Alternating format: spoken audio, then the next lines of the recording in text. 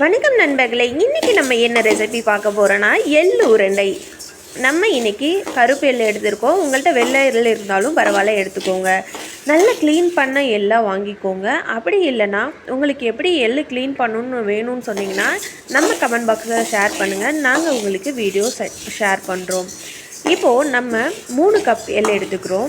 நான் cup measurement தான் சொல்ல போகிறேன். நீங்களும் எந்த கப்பில் எள்ளு எடுக்கிறீங்களோ அதே கப்பில் சர்க்கரை அளக்கிற மாதிரி வச்சுக்கோங்க. இன்றைக்கி நான் 3 கப் எள்ளு எடுத்திருக்கேன். அதை எடுத்து நல்லா வானல் சூடேறிட்டோன்னு போட்டு நல்லா வருங்க. வறுத்துட்டே இருக்கக்குள்ளே உங்களுக்கு படப்படன்னு ஒரு சவுண்டு வரும். அதுதான் எள்ளு பொரிஞ்சதுக்கான உங்களுக்கு அறிகுறி. இங்கே பாருங்கள், வீடியோவில் காமிக்கிற மாதிரி இந்த மாதிரி பண்ணிங்கன்னா தோலும் உங்களுக்கு போகும். இதுதான் எள்ளு நல்லா வறுபட்டதுக்கான அர்த்தம். நீங்கள் இப்போது நம்ம எள்ளு தயாராகிடுச்சு. இந்த எள்ளை நம்ம இப்போது சூடு நல்லா ஆறுற மாதிரி எடுத்துக்கலாம். ரொம்ப எள்ளை வறுத்துறாதீங்க, கசப்பு தன்மை வந்துடும். எள்ளுலே நார்மலாக ஒரு கசப்பு தன்மை இருக்கும். நீங்கள் ரொம்ப தீர மாதிரி கருகிற மாதிரி வறுத்துட்டிங்கன்னா இன்னுமே கசப்பாக இருக்கும். இப்போ நம்ம ஒரு தட்டில் நல்ல அகலமான தட்டில் கொட்டி நம்ம இந்த வறுத்த எள்ளை நல்லா அந்த ஹீட் குறையிற அளவுக்கு நல்லா உலர வச்சிடலாம். இந்த சூடு எல்லாமே ரொம்ப கம்மியாகணும். இப்போது சூடு எல்லாம் ஆறிடுச்சு. நம்ம ஒரு மிக்ஸி ஜாருக்கு இந்த எள்ளை நம்ம ட்ரான்ஸ்ஃபர் பண்ணிக்கலாம். எள்ளெல்லாம் கொட்டிட்டு இப்போது நம்ம இந்த எள்ளை ஃபுல்லாக அரைச்சிட்டு வந்துடலாம் வாங்க. இதை அரைக்கக்குள்ளே நீங்கள் வேறு எதுவுமே ஆட் பண்ணணுன்னு அவசியம் இல்லை. உதிரியாகவும் உங்களுக்கு ஆகாது. ஃபஸ்ட்டு நீங்கள் ஒரு 2 சுற்றிட்டு நீங்கள் பார்த்தீங்கன்னா இந்த அளவுக்கு தான் இருக்கும். நீங்கள் ரொம்ப அரைச்சிடாதீங்க. இப்போ பாருங்கள், ஒரு சில எள்ளெல்லாம் இன்னுமே அப்படியே இருக்குது. இப்போ பாருங்கள், நான் காமிக்கிறேன் பாருங்கள். முழுசாக எள்ளு ஒரு சிலதெல்லாம் அப்படியே இருக்குது. ஏன்னா மேலே இருக்குது இல்லையா, அந்த எள்ளெல்லாம் இன்னுமே அரைய விடாமல் இருக்குது. அதனால் நம்ம இன்னொரு டைம் அரைச்சி எடுத்துக்கலாம்.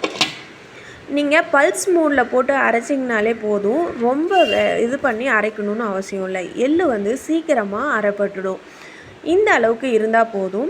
இப்போது நம்ம இந்த எள்ளுக்கு தேவையான சர்க்கரை, அதாவது 3 கப் எள்ளு எடுத்திருக்கோம் இல்லையா, அதே கப்பில் இந்த கப்பில் தான் நான் எள்ளு எடுத்திருக்கேன்.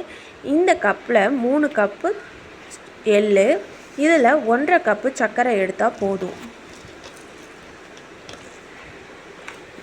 அதாவது 1க்கு 1/2 கப் சர்க்கரை இருந்தால் போதும் இந்த எள்ளு உருண்டை செய்கிறதுக்கு. நீங்கள் ரொம்ப ஸ்வீட் சாப்பிடுவீங்கன்னா உங்களுக்கு எவ்வளோ தேவைமோ அவ்வளோக்கு ஆட் பண்ணிக்கோங்க. இல்லை சுகர் பேஷண்ட்லாம் நம்ம வீட்டில் இருக்காங்க அப்படின்னு ஃபீல் பண்ணிங்கன்னா நீங்கள் கொஞ்சம் சர்க்கரை லெவலை கம்மி பண்ணி போட்டுக்கோங்க. ஆனால் 1 கப்பு எள்ளுக்கு 1/2 கப்பு சர்க்கரை கரெக்டாக இருக்கும். ரொம்ப அதிகமாகவும் இனிப்பு இருக்காது, ரொம்ப கம்மியாகவும் இருக்காது. இப்போ பாருங்கள், நம்ம சர்க்கரையை போட்டு நம்ம அரைச்சிட்டோம். அரைச்சதுக்கப்புறம் நம்ம எதுவுமே ஆட் பண்ணல. ஆனால் எள்ளு உருண்டை பிடிச்சா அப்படியே இருக்குது பாருங்கள். உங்களுக்கு உதிரியாகவும் ஆகாது. நல்ல எள்ளை கை ஃபுல்லாக எள் மாவை கை ஃபுல்லாக எடுத்துட்டு நல்லா அழுத்துங்க. நல்லா அழுத்தி நீங்கள் பிடிச்சிங்கன்னா, இப்படி எடுத்துகிட்டு நல்லா அழுத்தி பிடிச்சிங்கன்னா அப்படியே பாருங்கள் உருண்டையாகிடும். அப்படியே கொஞ்சம் அழுத்தி பிடிச்சிங்கன்னா அந்த சின்னதாக உதிரியாக வரதெல்லாம் நீங்கள் கீழே தள்ளி விட்டுட்டு திருப்பி நல்லா அழுத்தி பிடிச்சிங்கனாலே உங்களுக்கு உருண்டையாகிடும். இதை நீங்கள் 15 டேஸுக்கு மேலே வச்சு சாப்பிட்லாம். அதுக்கு மேலே வச்சிங்கன்னா அந்த எண்ணெய் வாசம் உங்களுக்கு ஒரு மாதிரி ஆகிடும். அதுக்கு மேலேயும் வச்சுருக்கலாம். புது எல்லாம் இருந்தால் வச்சுருக்கலாம். நீங்கள் கடையெல்லாம் வாங்கிட்டு வரீங்கன்னா அவங்க எவ்வளோ நாள் ஸ்டோர் பண்ணி வச்சுருந்தாங்கன்னு தெரியாது. அதனால் நீங்கள் 15 டேஸ்க்கு ஒன்ஸை இந்த மாதிரி செஞ்சு ஒரு ஏர் டைட் கண்டெய்னரில் போட்டு ஸ்டோர் பண்ணி வச்சிட்டிங்கன்னா உங்களுக்கு வேணுங்கிறப்ப நீங்கள் எடுத்து சாப்பிட்டுக்கலாம். இந்த எள்ளு சாப்பிட்றது அவ்வளோ ஹெல்தி. அதாவது பெண்களுக்கெல்லாம் கெட்ட ரத்தம்லாம் வெளியேறதுக்கு இது ரொம்பவே ஹெல்ப் பண்ணும். அதே மாதிரி ப்ரெக்னெண்ட்டாக இருக்கவங்க தயவு செஞ்சு இந்த எள்ளை சாப்பிடாதீங்க. அதை நீங்கள் குழந்தைக்கு ட்ரை பண்ணிட்டுருக்கீங்கனாலும் இந்த எள்ளை சாப்பிடாதீங்க. இந்த ஹெல்த்து ஜென்ஸுக்கு ரொம்பவே நல்லது. எள்ளு எண்ணெய் அவ்வளோ உடம்புக்கு நல்லது. எள்ளு எண்ணெயில் நீங்கள் அடிக்கடி இங்கே பாருங்கள், இந்த உருண்டையில் எவ்வளோ எள்ளு எண்ணெய் இருக்குன்ட்டு.